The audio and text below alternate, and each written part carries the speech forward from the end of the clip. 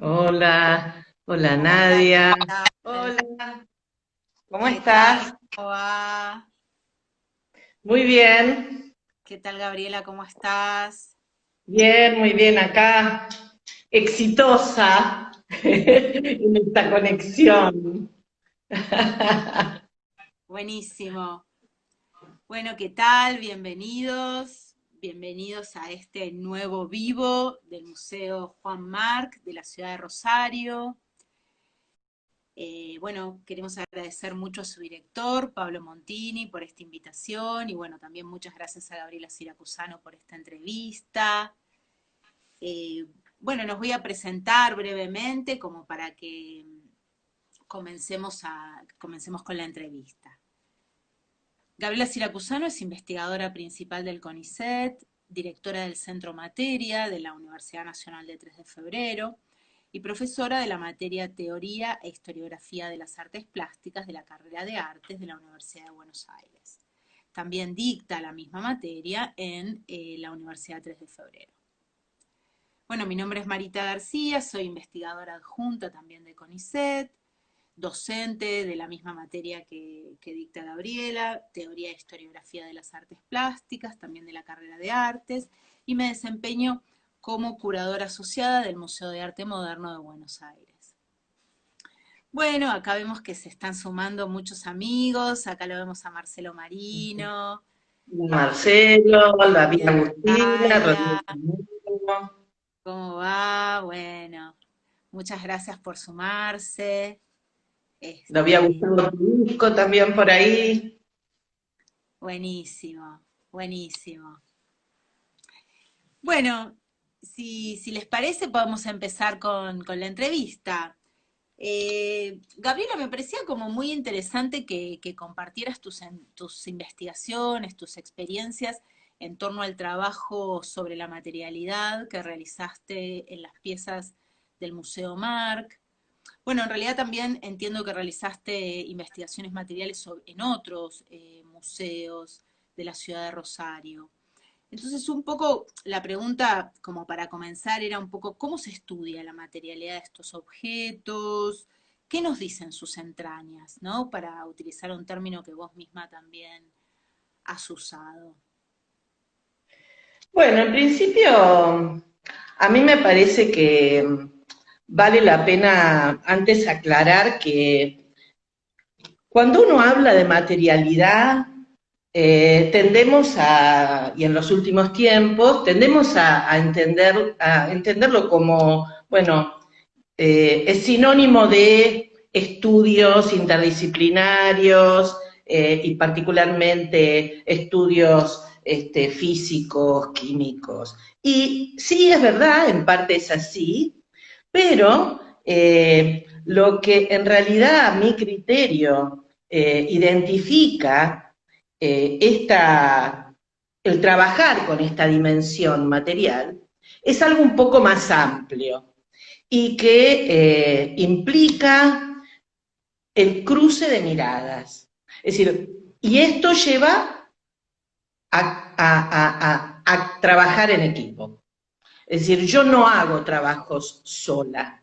Si bien puedo escribir sola y puedo pensar, pero esto es un trabajo de equipo, en el cual intervienen muchas disciplinas, ¿no? Los historiadores del arte, los químicos, los conservadores, los museólogos, en este caso en particular que vos me estás preguntando, como también ha pasado en otros, trabajar en otros museos, como el Museo Fernández Blanco, por ejemplo, eh, implicó un diálogo con quienes conocen, cuidan estos objetos, que no son particularmente los que yo he trabajado durante mucho tiempo y hemos trabajado en equipo, y en parte es el sentido del título de este diálogo, que convinimos con vos, Marita, es, bueno, que no son los objetos más tradicionales que uno está acostumbrado, ¿no?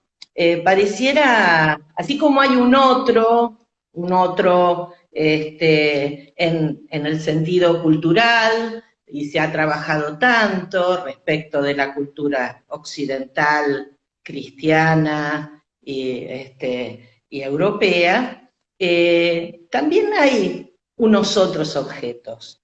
Entonces, nada mejor que dialogar con los conservadores de los museos, con ellos que los ven día a día, que ven sus procesos, que ven su deterioro, que ven lo que les pasa a esos objetos en relación con la gente.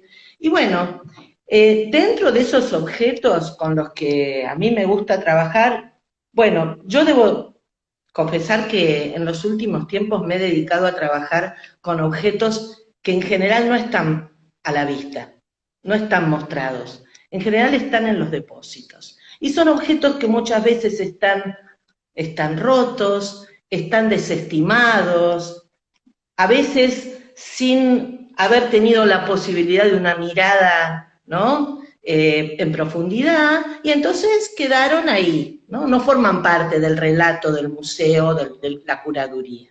En otros casos sí, ¿no?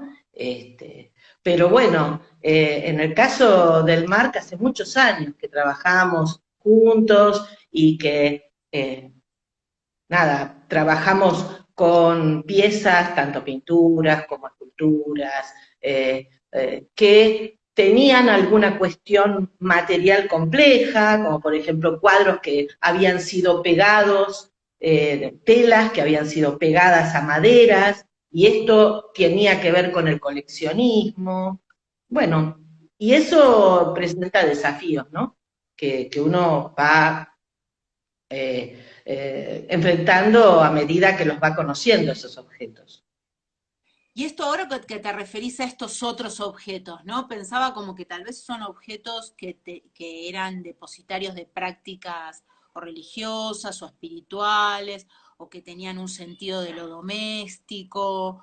Eh, ¿Querés contar un poco eso? Digamos, cómo se daba o sea, digamos, qué nos muestra la materialidad respecto de estas prácticas de las personas respecto de los objetos? Digo, como que entiendo que ese es uno de los puntos tal vez. Sí. Bueno, vos tenés un sinfín de variables donde la materialidad aparece desde algo muy sencillo, como investigar de qué está hecho algo. No es que sea sencillo, hay que hacer toda una cantidad de pasos y hacer buenas preguntas para poder saber de qué está hecho, o cuáles fueron las técnicas que se utilizaron. Esto habla de conocimientos.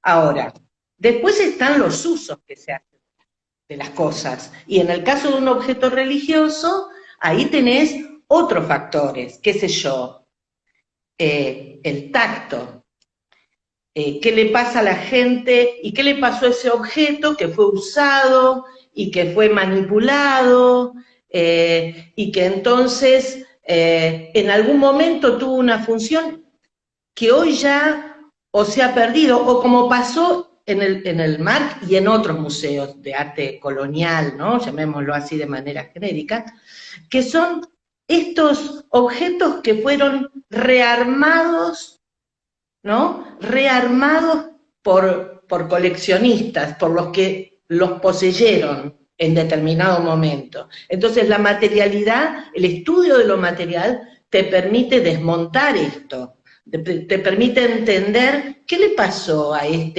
no sé, a este retablo. Esto es todo original, esto está mezclado, ¿cómo es que llegó a ser lo que es? ¿No? Y esa variable de lo material te puede llevar por caminos insondables, ¿no? O esto que yo contaba de los telas que se pegaron a la madera. Era un problema técnico, era un problema que había que resolver y que resolvían los restauradores, no yo.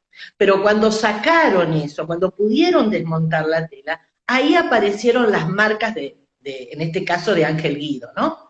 Que era quien había coleccionado esas obras y quien había puesto su marca, con la G de Guido en esas piezas, que no se veía si no hubiera pasado todo esto, ¿no? Y también te explica movimientos, acciones de los coleccionistas, que quedan plasmadas en en la propia materia. Hubo otro caso que trabajamos en el MAR, que fue, y esto lo vimos con Pablo Montini, el actual director, cuando él me mostró un cuadro que era también de la colección de Guido, que había sido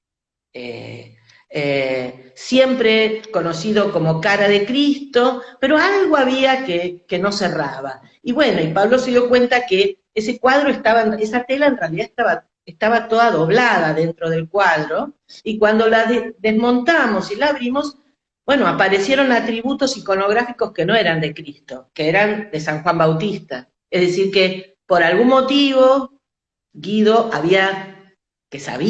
seguramente sabía que era San Juan Bautista, pero anda a saber, tal vez por gusto, o tal vez una acción de mercado, de querer vender cuestiones que lo sacrificó a San Juan Bautista y eliminó, ¿no? Doblando la tela, eliminó los atributos y entonces quedó como cabeza de Cristo, ¿no? Este es uno de los tantos casos. Claro, sí, sí. Bueno, ese es interesantísimo, ¿no? Porque eso tiene ahí como esa cuestión de la familiaridad con la pieza, ¿no? Como que la persona, en este caso Ángel Guido, como una relación súper familiar con la pieza, que decide como doblarla, hacerla a su modo, darle como su propia customización, diríamos hoy, ¿no? Del objeto. Pero Sí. bueno, sí, evidentemente esa cuestión. Y vos comentabas hace un rato, bueno, como que esto no se estudia sola, que vos no estudiás materialidad sola, digamos, ¿no? Como dando cuenta de esta idea del estudio, digamos, de la necesidad, ¿no? De un ámbito interdisciplinario.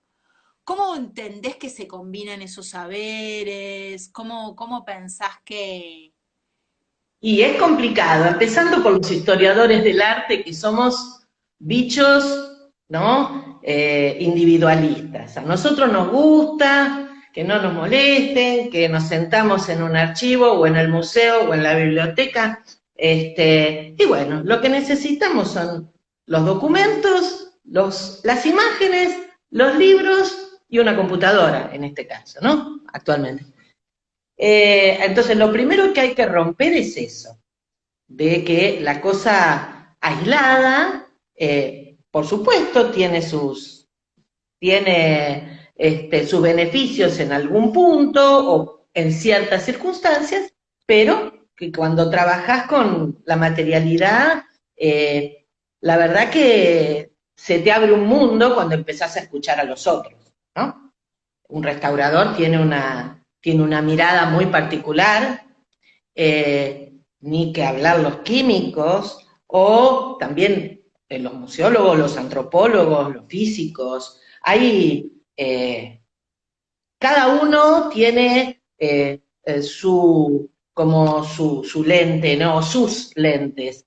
Pero lo que para mí resulta fascinante es poder sentarnos todos y frente a un caso, frente a un problema, ¿no? Resolver. Decir, bueno, a ver, pongamos las cartas sobre la mesa. ¿Vos qué estás viendo? Bueno, pero podría darte infinidad, qué sé yo, pero de todas épocas, ¿no? Estamos ahora trabajando en el Centro Materia, desarrollamos un proyecto que dirigimos con Marta Mayer, que es la química y codirectora del centro y que trabajamos juntas hace tantos años, y estamos haciendo un trabajo sobre la obra de Berni que sin la mirada de los químicos, sin la mirada de los restauradores, que en este caso incluso han trabajado la obra de Berni, han restaurado obra de Berni.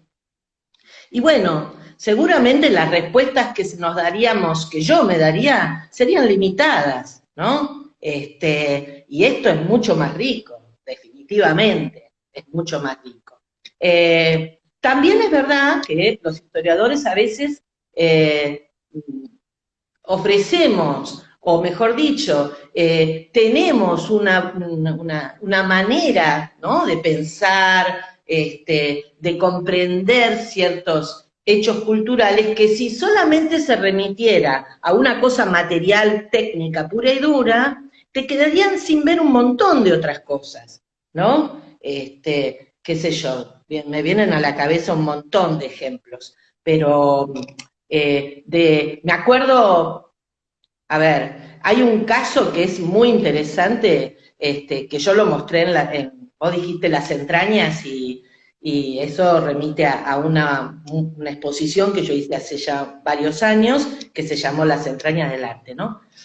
Y entre los objetos que mostré, mostré un objeto absolutamente roto que junto con los museólogos, junto con Gustavo Tudisco, con Patricia López Méndez del Museo Fernández Blanco, los vimos y eran unas porcelanas que habían quedado absolutamente relegadas, nunca tuvieron mucho interés o importancia para el discurso de ese museo, no porque no fueran interesantes las porcelanas Meissen, pero no entraban en ese discurso. Pero tenían además una particularidad, y es que una de ellas estaba absolutamente rota, era una figura humana, dos personas, totalmente desmembrada la cabeza, los pies. Y bueno, ese objeto material no tendría la carga simbólica que hoy tiene si uno no le sumara, y acá viene la historia, si uno no le sumara un dato, y es que esos cuerpos rotos se rompieron el día de la bomba de la Embajada de Israel. Entonces ese cuerpo desmembrado de dos jóvenes que estaban como bailando, nosotros los dispusimos en en una vitrina y cobró una significación que siempre yo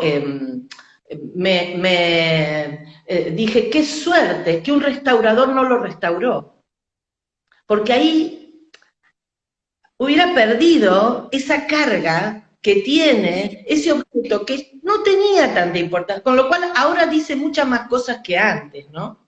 Totalmente. Es el tiempo de la materia también, lo que está en juego. Totalmente, exacto, ese día del tiempo, buenísimo, sí. Y entonces frente a esta contundencia de, digamos, ¿no? Como que todo esto que vos estás contando y frente a esta contundencia, digamos, de la materialidad respecto de los estudios, ¿no? Digamos, ¿cómo evaluás vos que esto nos permita reescribir una historia, ¿no? Digamos, cómo este trabajo con la materialidad permite armar, por ejemplo, una nueva historiografía, digamos, ¿no? Del arte colonial o del arte del Renacimiento, bueno, digamos, particularmente con Isabel Plante, que justo está acá también, bueno, colaboramos en un proyecto en relación a los concretos que auspició, bueno, que financió Getty, que estuvo radicado en Tarea, y que se daba un poco, ¿no? Esa situación, digamos, como que casi que habría una reescritura basada, ¿no? En relación a estos estudios de la materialidad, ¿no? Como que se abría esa posibilidad. Sí. Bueno, no, me encantaría conocer más sobre tal vez que cuentes un poco cuál fue en qué se basó o qué primeros aportes hay respecto de la materialidad, ¿no? Es un periodo que a mí particularmente quiero mucho porque yo empecé trabajando ese periodo y después vi cómo vos realmente le diste una vuelta de tuerca al tema de los concretos y además sus vínculos con otros concretos latinoamericanos. Este, pero, Sí, a bueno, lo que ver, pasa, sí, perdón. no, te digo esto y tal vez si querés charlas un poco de eso. En realidad es contar una otra historia, otras historias, es decir, no es ni la mejor, ni la más contundente, ni la única, y aquel que cree que haciendo estudios técnicos, que haciendo, ¿no? Porque es muy seductor, ¿eh? Yo sé que cuando voy a algunos ámbitos, especialmente no los de química, no los de conservación, sino los de historia del arte pura y dura, a veces, claro, uno presenta cosas que todavía hoy causan fascinación, porque tienen un poco que ver con lo desconocido, con lo no advertido, con una dimensión que la gente no está acostumbrada a entender cómo funciona la materia, en términos físicos, digo. Pero no es tampoco es la panacea. Tampoco uno se tiene que poner la bandera y hablar. Muchas veces, qué sé yo, me invitan a hablar bueno, de estos temas y muchas veces yo no llevo ni una sola cosa relacionada con la química. Porque no necesito, porque creo que no es necesario, ¿no? Porque lo que es importante, a ver, si se pudo hacer un estudio material sobre los concretos, y los concretos que, bueno, que tuvieron toda esta postura, ¿no? Respecto de la forma, del color, y que nosotros sabemos que a lo largo del tiempo también hubo objetos que fueron rehechos. Entonces, eso sí es interesante, ¿no? Armar abordar materialmente, para entender. Es que esta persona lo está haciendo, esto lo hizo de tal forma, y esto se relaciona con su manifiesto, ¿no? O no, o esto que estoy viendo está hecho hace 20 años, o hace 15, ¿no? Lo cual no está mal, pero Pero bueno, es es, otra cosa. es otra cosa, ¿no? Sí, sí, sí, bueno, un poco como que junto con Isabel y con, bueno, todo el equipo que estaba Pinomón, que es en el que te estoy contando, este de Getty, que estuvo radicado en tarea y que tenía que ver con el estudio material de arte concreto, como bueno, decías tú, Isabel Plante, Pinomón, que es Fernando Marte, y bueno, digamos, y otra gente también del equipo trabajando. Bueno, nosotros, a mí me interesaba concentrarme en el marco recortado porque siempre me había parecido un objeto, bueno, de esto que estamos hablando, de estos objetos raros, ¿no? En algún sentido. Y que bueno, también teníamos muchas dudas y muchas interrogantes acerca de si ese objeto existía o no existía, ¿no? Digamos, o cuál era la realidad de ese objeto, como para decirlo de una manera elegante. Sin embargo, acuerdo mucho en esto que vos decís, ¿no? Que de repente a veces la pregunta sobre lo material no tiene que estar, digamos, directamente vinculada a un estudio químico ni a una, digamos, a un estudio de analítica. Digamos, también puede ser una reflexión que vuelva a poner en escena el problema de la materialidad, que yo creo, y esto también era una de las preguntas que me gustaría compartir, que, digamos, que a veces es muy, digamos, ahora, obviamente, nosotros tenemos un campo que está súper desarrollado en ese término, entonces resulta mucho más fácil abordar cuestiones materiales, pero me parece que en otros momentos, o por lo menos cuando mi generación se comenzó a dedicar a la investigación, era mucho más difícil abordar precisamente estas piezas desde un punto de vista material, porque bueno, como vos decís, necesitas un equipo, necesitas, digamos, un instituto, toda una articulación interdisciplinaria que muchas veces, bueno, no es precisa. A mí Sí, particularmente, digamos, en esto que vos decís, me encantaba pensar, yo estudiaba la figura de Rothfuss, que era esta figura eh, enigmática, este personaje que inventa el marco recortado, ¿no? Y esta figura un poco enigmática porque muy poco conocíamos. Y bueno, en realidad rastreando sobre él, a mí lo que me fascinó y la línea que yo quise seguir era buscar cómo, en algún sentido, en la génesis de este problema del marco recortado estaba toda su experiencia vinculada a la realización de parafernalia del carnaval montevideano. Entonces, cuando la dimensión material me permitió ver ese horizonte, bueno, fui muy feliz. O claro. sea, digamos, fui muy feliz, digamos, ese es como un poco ese es el encuentro, ¿no? Digamos, o la línea Sí. que... Sí, otra cosa que nosotros hacemos cada vez más es, bueno, que incorporar a que todo el equipo haga el trabajo de campo, sea el que sea, ¿no?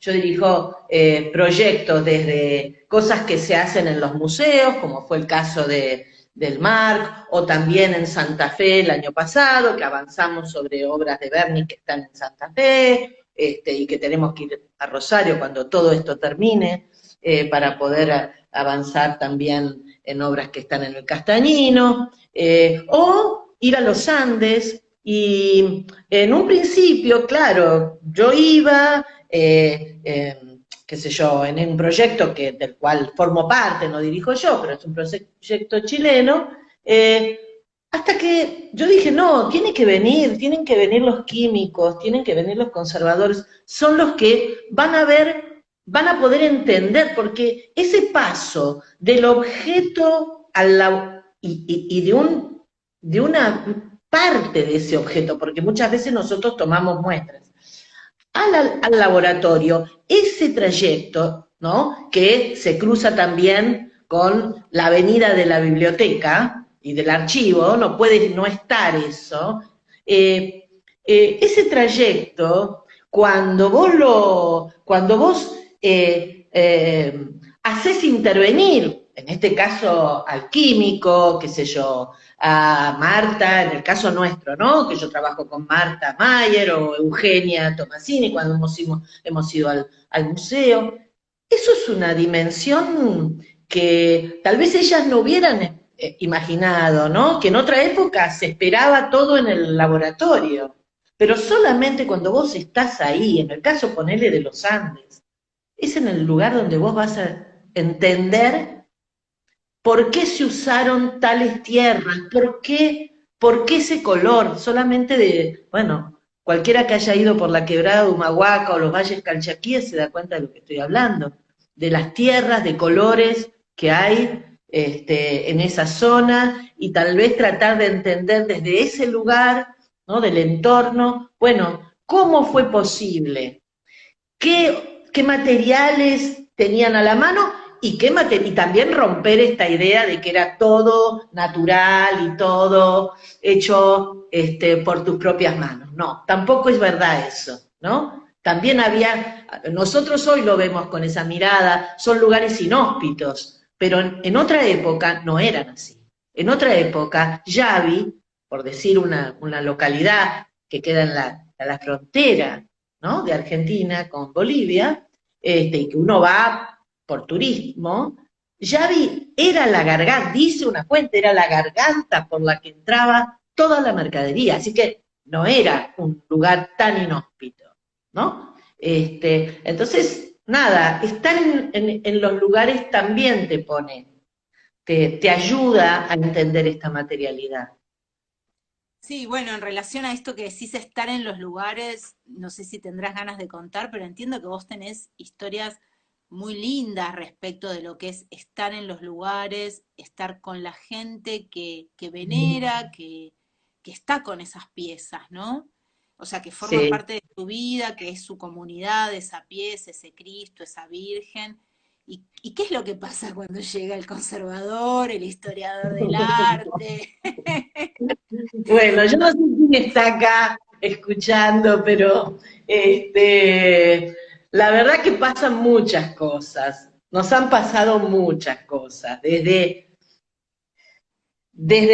sentarte, llegar a un lugar, y bueno, por supuesto, lo primero que tenés que hacer es hablar con la gente, explicarle lo que venís a hacer, tratar de ser lo más claro posible. Debo decir que en la mayoría de los casos la recepción es muy buena y mira, yo no me voy a olvidar en una oportunidad con un grupo del que yo formo parte, un equipo también con Agustina Rodríguez Romero y con gente de Chile, Fernando Guzmán y Magdalena Pereira, bueno, con una cantidad de gente de Chile, de Bolivia, de Alemania, que tenemos un proyecto y llegamos a una localidad y en general damos charlas a la gente para que entiendan, bueno, venimos a hacer esto.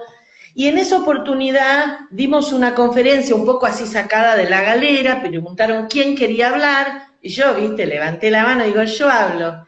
Y, y nada, y en un momento hablé acerca de lo importante que era todo lo que ellos podían aportar, ¿no? Como conocimiento, estábamos en una localidad, en Belén, en el medio de los Andes, donde muy pequeña, con una iglesita muy pequeñita, Y hice ese comentario de que era importante el aporte de ellos, que todo lo que ellos nos pudieran aportar.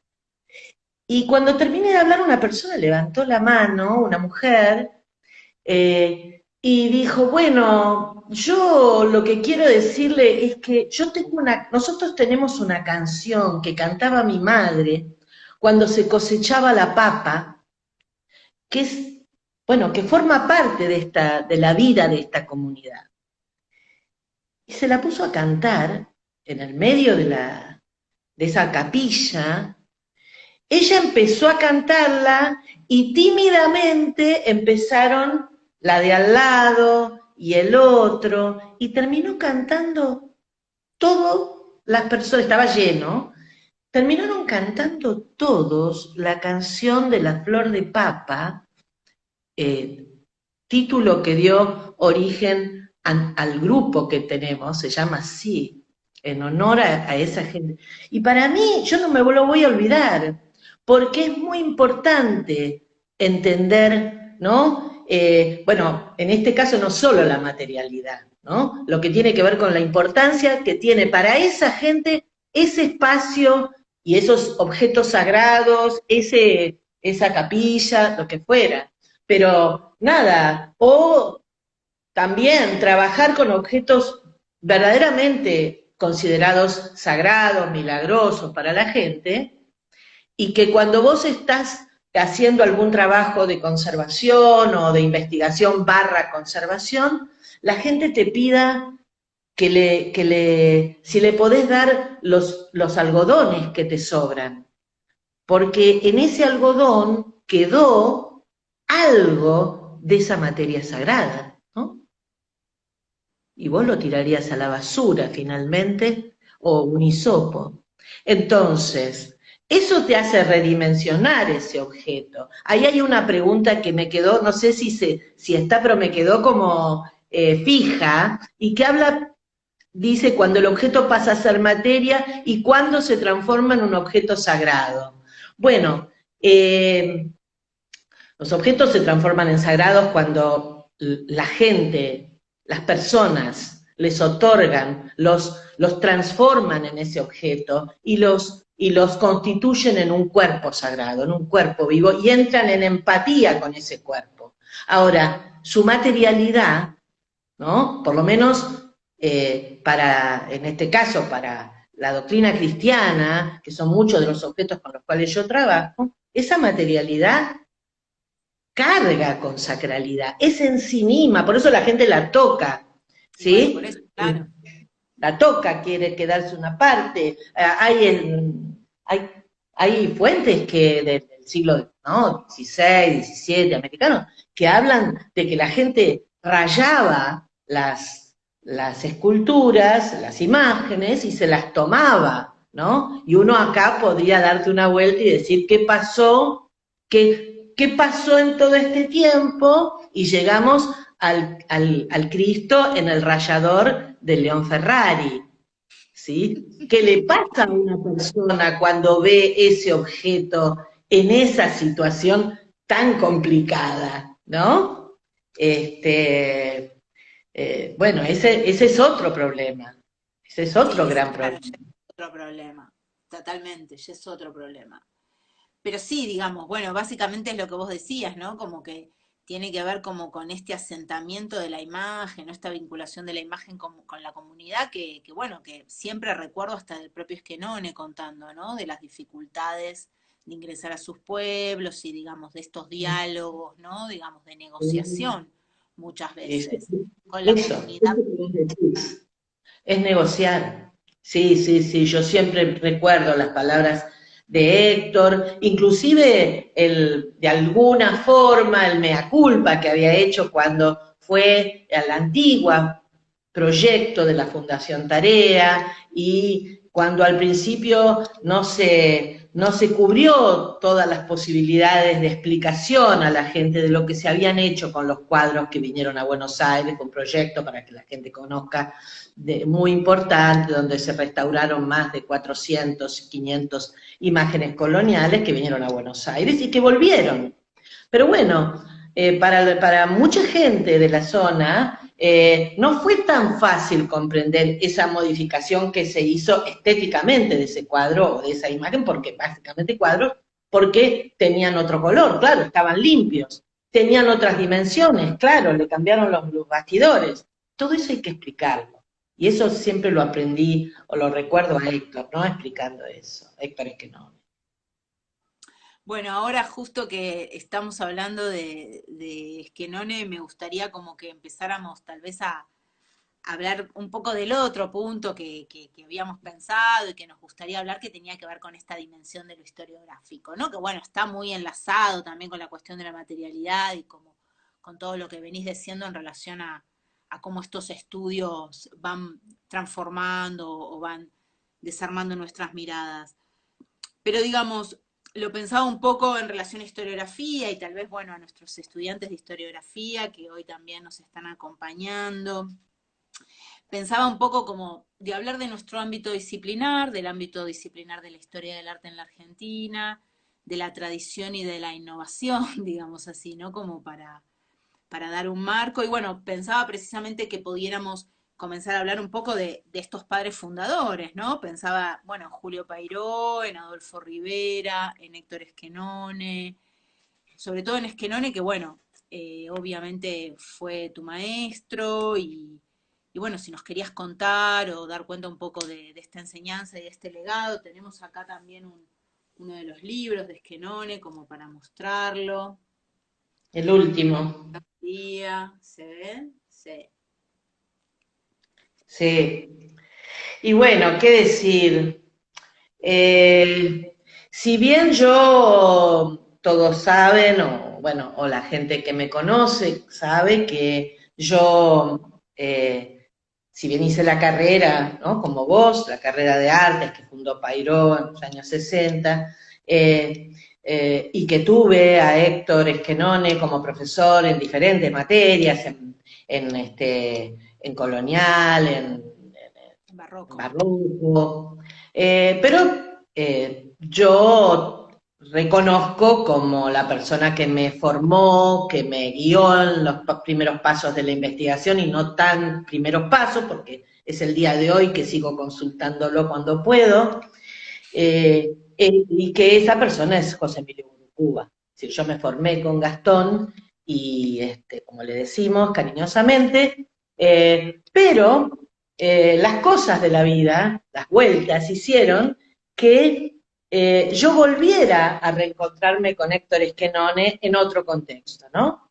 Después de muchos años, cuando yo cambio, hago un giro copernicano, como suele decirme Diana Wexler, que hice eso, que es otra colega, cuando hice ese giro y pasé del arte concreto de los 50 al siglo XVII, obviamente tenía que volver, ¿no?, a encontrarme con este maestro.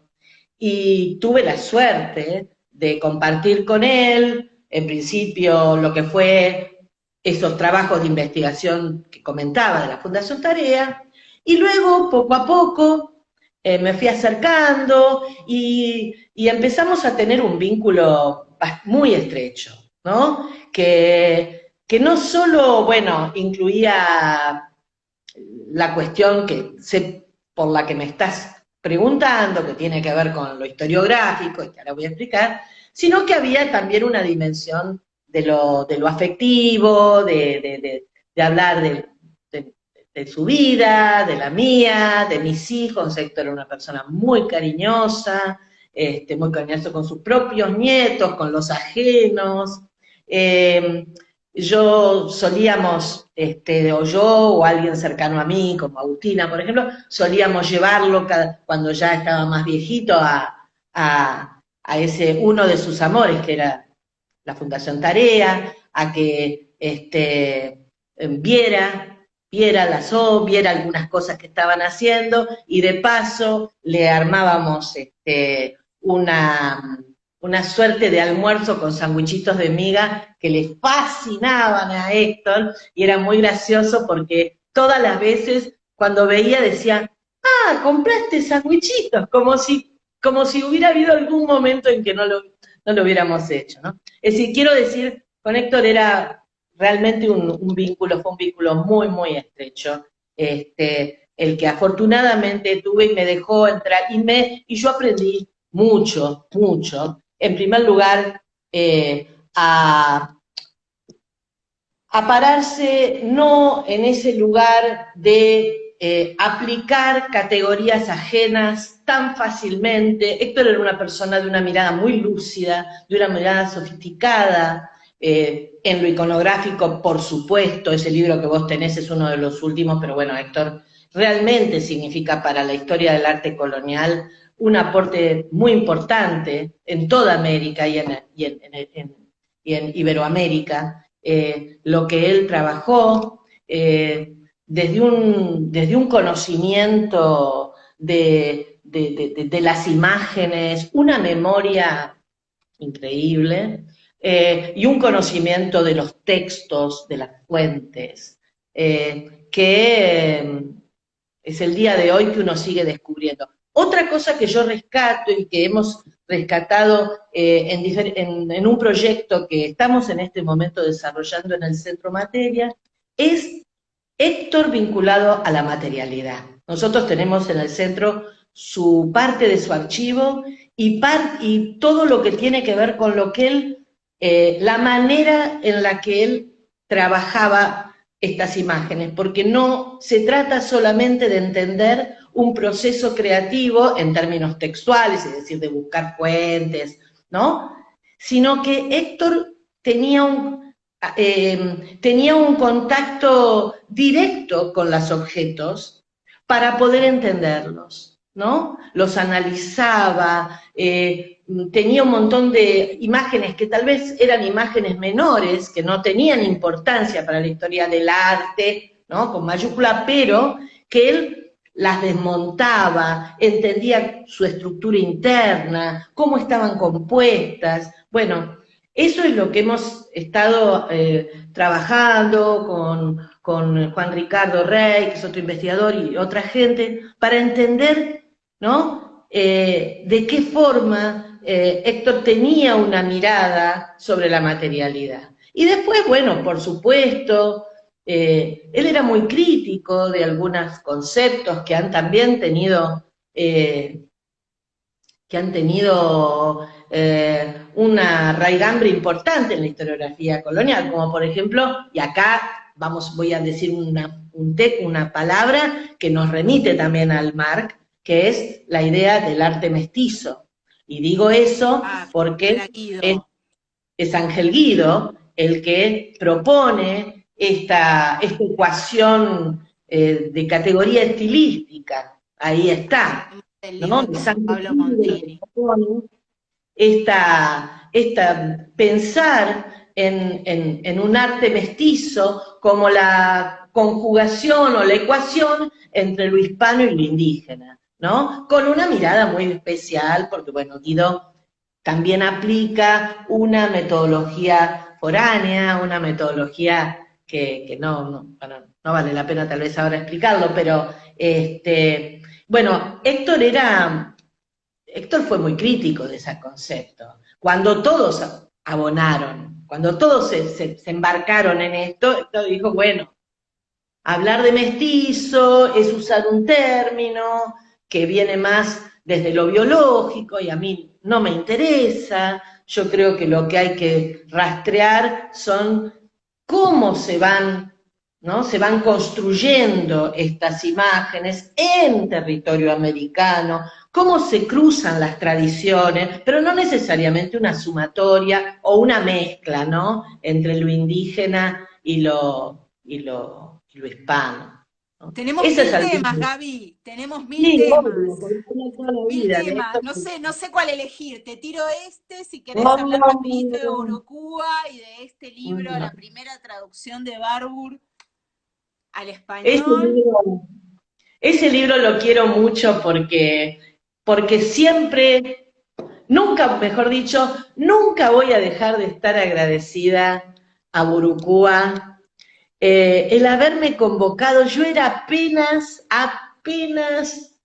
una persona recién recibida, no tenía experiencia de nada, porque tengo que decir la verdad, pero Gastón siempre fue alguien tan generoso con sus discípulos. Nosotros éramos muy jóvenes, Laura, Andrea Jauregui en ese momento, yo, Lía, Munilla, y nos convocó para hacer ese libro. Yo no tenía idea de lo que esto estaba significando. Fue la primera traducción al habla hispana de un texto de Barbour que hizo Gastón en ese librito, y cada uno de nosotros tradujo un capítulo de alguno de los seguidores de Barbour. A mí me tocó Gombrich, por ejemplo, que para mí marcó gran parte de los inicios de mi carrera. Eso hizo que yo me conectara con Gombrich. Yo tuve vínculo con él por cartas y después personalmente, pero bueno, ese libro a mí me parece que es importante porque Gastón introduce la discusión sobre Barbour en el campo de la historia del arte argentino muy tempranamente. Ese libro es del año 91, creo.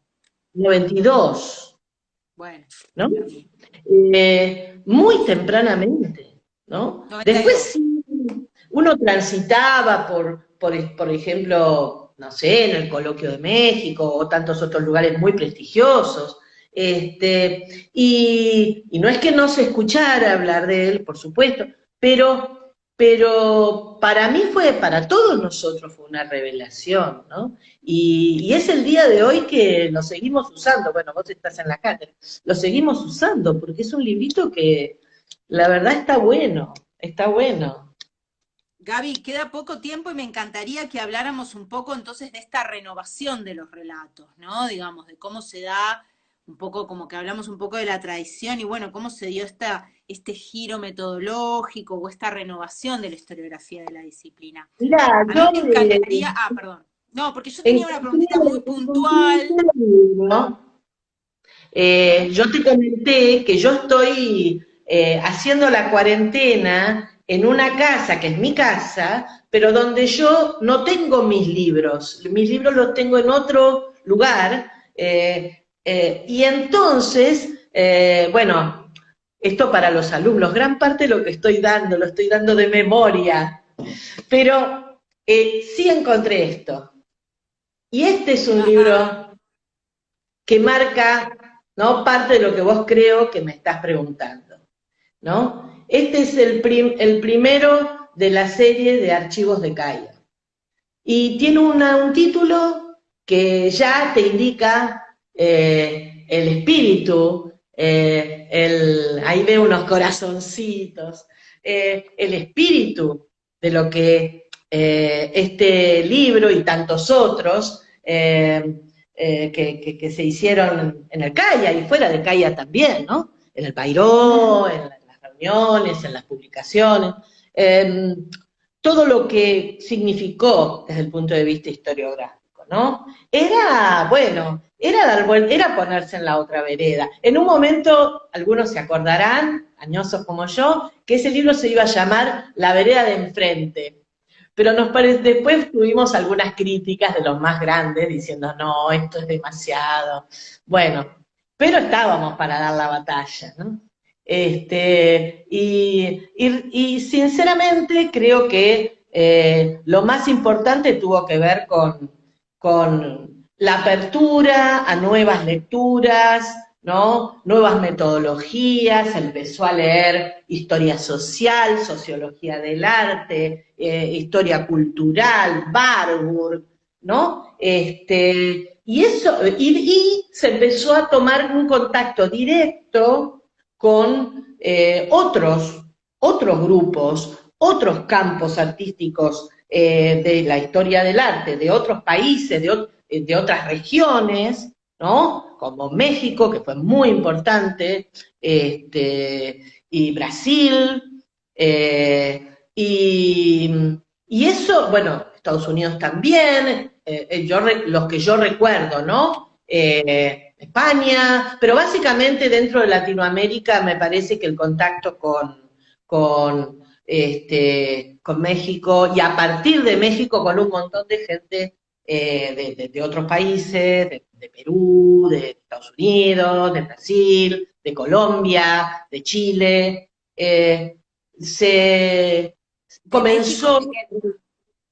no, ¿Cómo? pensaba si en relación a lo de México, digamos, querías que habláramos de lo de Rita Eder y de estos coloquios Sí, de Getty, en digo, va, tengo parte, entendido que eso fue como fueron unos encuentros importantes, también pensando en esta dimensión latinoamericana, digamos, no solo lo que ocurrió en la Argentina, sí. sino como pensar en el ámbito regional en términos de renovación.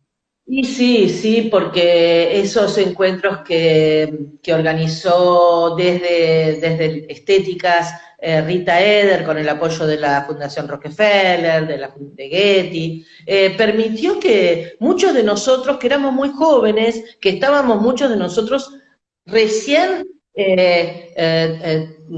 desarrollando nuestras tesis doctorales, o algunos ya, o iniciándolas, como era mi caso, tomáramos contacto con gente que ya tenía toda una trayectoria, ¿no? Como Serge Guilbault, como Ticio Escobar, como, bueno,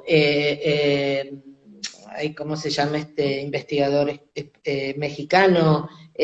Fausto Ramírez, bueno, Ida Rodríguez Prampolini, estoy hablando de estas personas más grandes, que eran grandes además, grandes historiadores, de los cuales uno aprendía mucho, ¿no? Yo aprendí muchísimo, y luego también eso derramó sobre toda la generación de ustedes, porque muchos de estos vínculos, quienes habíamos tenido contacto con ellos, los procuramos abrir a que la generación siguiente pudiera también, ¿no?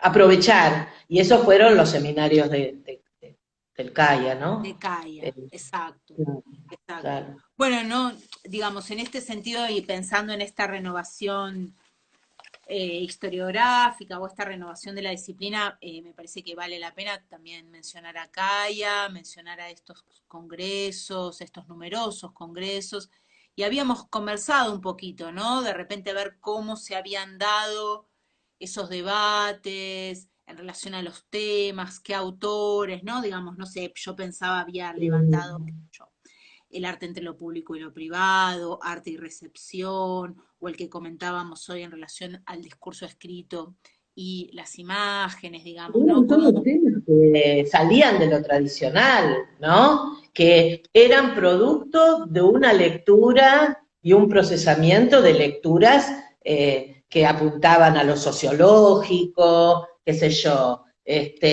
Nada fue igual después de leer a Bourdieu, a García Canclini, o estudios sobre crítica, Oticio Escobar, o Timothy Clark. Cada uno fue buscando, no todos consumíamos lo mismo, pero a la hora de decidir temas, yo recuerdo, bueno, se tiraban, como siguen siendo seguramente hoy, ¿no? Se tiraban diferentes temas, se veía la viabilidad, cuál podía tener más punch o no, pero la verdad que eran congresos que en otra época, tal vez ahora no, pero en otra época no había un ofrecimiento, salvo en México, no existía una oferta tan grande como ahora me parece que hay, de otros espacios. El CAIA lo que hizo fue abrir un espacio de debate que, digámoslo, no existía en el campo local, ¿no? No existía.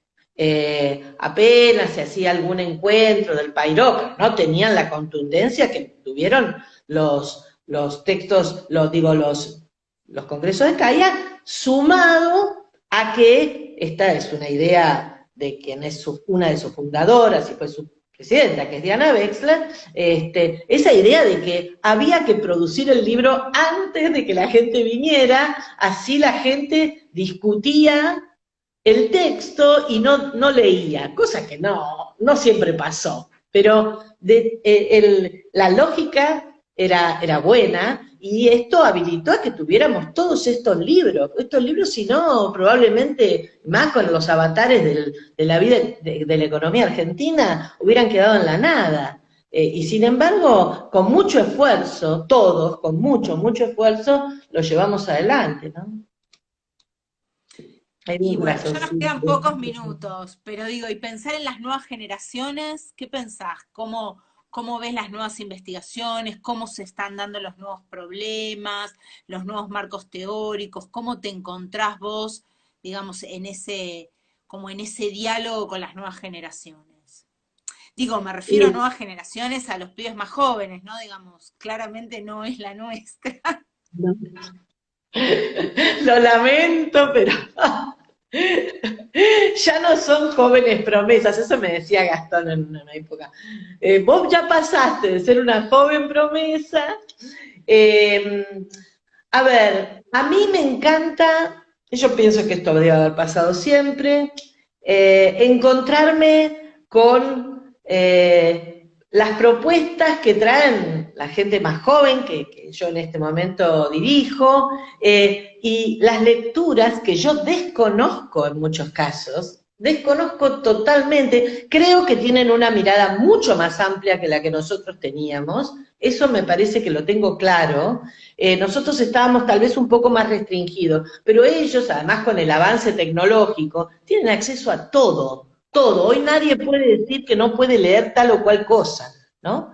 Y eso realmente es muy nutriente, digo, para la producción del conocimiento. A mí me encanta, qué sé yo veo que además hay una mayor interconexión con otros ámbitos, se animan más, eso está bueno, hay que animarse, chicos, hay que animarse a ir y hablar, Perdóname, Gaby. Ay, sí, discúlpame, Gaby, pero acá Pablo me está pero diciendo que, bueno, Montini, que el tiempo es tirano, que el ay, tiempo de las estrellas es Montini, tirano y que tenemos que cerrar. es que ya me Perdón, sentía como Mirta Legrand. discúlpame, pero bueno, acá llega el momento de los agradecimientos.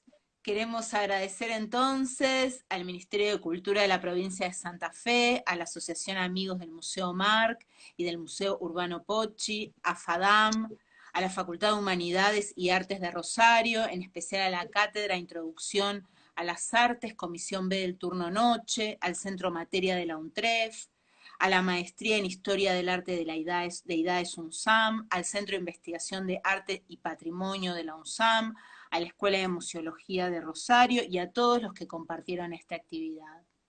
Bueno, el próximo miércoles el encuentro se relaciona con la celebración del 25 de mayo, haciendo foco en las mujeres de la naciente organización política.